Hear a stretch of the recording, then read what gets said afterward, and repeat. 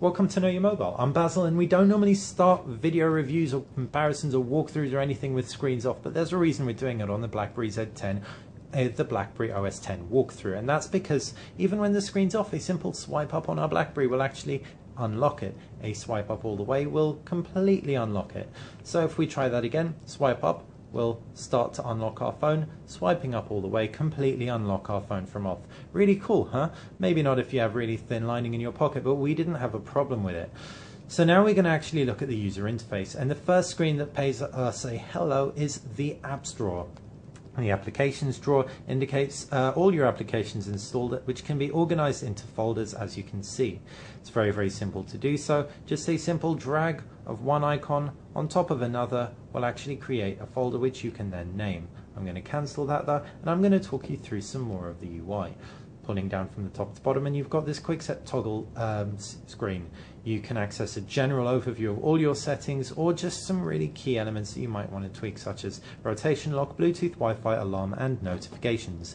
Up at the top, you've got battery life meter, you've got alarm, NFC indicator, clock, and reception, or signal as you Americans like to call it. Down below, you've got a sticky dock, call, search, camera. You can switch between screens with a simple swipe if you just select the page indicator. So that's the apps drawer. Swipe across to the left and you've got your multitasking pane.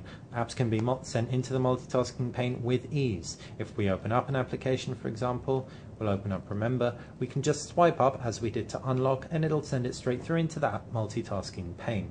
We can then very, very quickly open it up, open up any application that we want. Super speedy, super snappy, really very, very little cause for complaint. As you can see, heavily gesture oriented, it doesn't end there. If we take another swipe across to the left, we can see our BlackBerry Hub. BlackBerry Hub is an aggregator. It pulls together our Facebook, our LinkedIn, our Twitter, Google Talk, BlackBerry Messenger, text messages, etc. It's really a great way of staying on top of everything and putting it all into one place. Of course, you naturally can isolate your views, so if you wanted to, you could just view your notifications, whoopsie, or you could just view your Facebook, Twitter, calls, etc. There's also something really cool called BlackBerry Peek, which we will talk about now. If we take a look at quick settings for our settings, for example, and we wanted to have a quick gander into our email, we can see we can do that with relative ease. If we swipe across, whoops, swipe that up into multitasking, swipe across,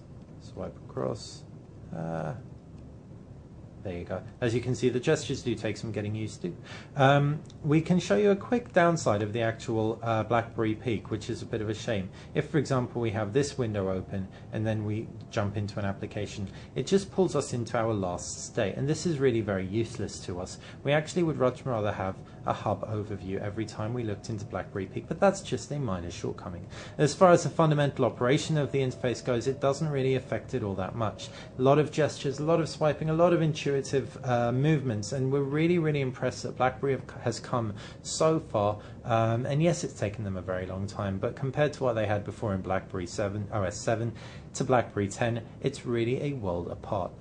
So that has been a video overview of BlackBerry 10 using the BlackBerry Z10 as a example handset. We can't wait until it lands on the BlackBerry Q10 with a more traditional BlackBerry form factor. Until then, hope you enjoyed the video. Subscribe to Know Your Mobile's YouTube channel if you enjoyed this video.